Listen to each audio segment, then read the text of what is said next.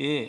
സംസ്ഥാനത്ത് തെക്ക് കോവളം മുതൽ വടക്ക് ബേക്കൽ വരെ പശ്ചിമതീര കനാൽ, വെസ്റ്റ് കോസ്റ്റ് കനാൽ ജലപാത നിർമ്മാണ പ്രവൃത്തി 3 ഘട്ടങ്ങളായി വിഭാവനം ചെയ്തിട്ടുള്ളതിൽ രണ്ടാം ഘട്ട പ്രവർത്തനങ്ങളാണ് നിലവിൽ നടന്നു വരുന്നത്. രണ്ടാം ഘട്ടത്തിൽ ഏകദേശം 85 കിലോമീറ്റർ ദൂരത്തിൽ വിവിധ ഇടങ്ങളിലുള്ള കനാലുകൾ, വടകര മാഹി കനാലുകൾ ഉൾപ്പെടെ പൂർണ്ണതോതിൽ വികസിപ്പിക്കുകയും ആവശ്യമായ സ്ഥലങ്ങളിൽ പാലങ്ങൾ പുനർനിർമ്മിക്കുകയും ചെയ്ത് 2025 ഗതാഗത യോഗ്യമാക്കുവാൻ കഴിയുമെന്ന് പ്രതീക്ഷിക്കുന്നു.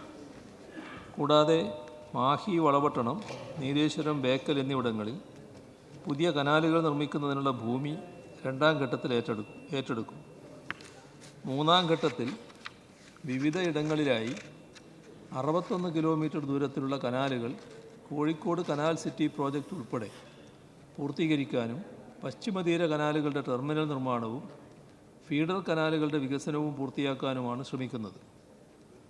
കോവളം മുതൽ ബേക്കൽ വരെ 616 കിലോമീറ്റർ ദൈർഘ്യമുള്ള പശ്ചിമതീര ജലപാതയുടെ കൊല്ലം മുതൽ കോട്ടപ്പുറം വരെയുള്ള 168 കിലോമീറ്റർ ഗതാഗത യോഗ്യമാണ്. കോവളം മുതൽ കൊല്ലം വരെയുള്ള 74.18 കിലോമീറ്റർ, ആക്കുളം മുതൽ കൊല്ലം വരെയുമുള്ള 60.18 കിലോമീറ്റർ ജലപാത ദേശീയ ജലപാത നിലവാരത്തിലേക്ക് ഉയർത്തുന്ന പ്രവൃത്തി 2024 ഡിസംബറോടുകൂടി പൂർത്തീകരിക്കാനാണ് ലക്ഷ്യമിടുന്നത്. കോട്ടപ്പുറം മുതൽ കല്ലായി വരെ 160 കിലോമീറ്റർ ഭാഗം നാഷണൽ വാട്ടർവേ ആയി പ്രഖ്യാപിച്ച് കേന്ദ്രം ഏറ്റെടുത്തിട്ടുള്ളതാണ്.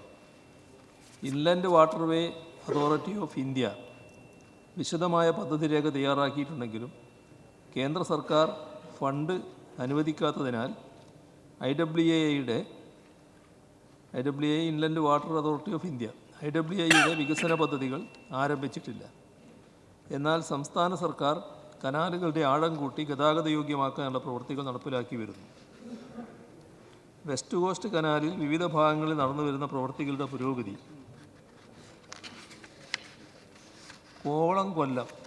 കോവളം മുതൽ കൊല്ലം വരെയുള്ള സംസ്ഥാന ജലപാത ദേശീയ ജലപാത നിലവാരത്തിലേക്ക് വികസിപ്പിക്കുന്നതിനുള്ള നടപടികൾ പുരോഗമിക്കുന്നു.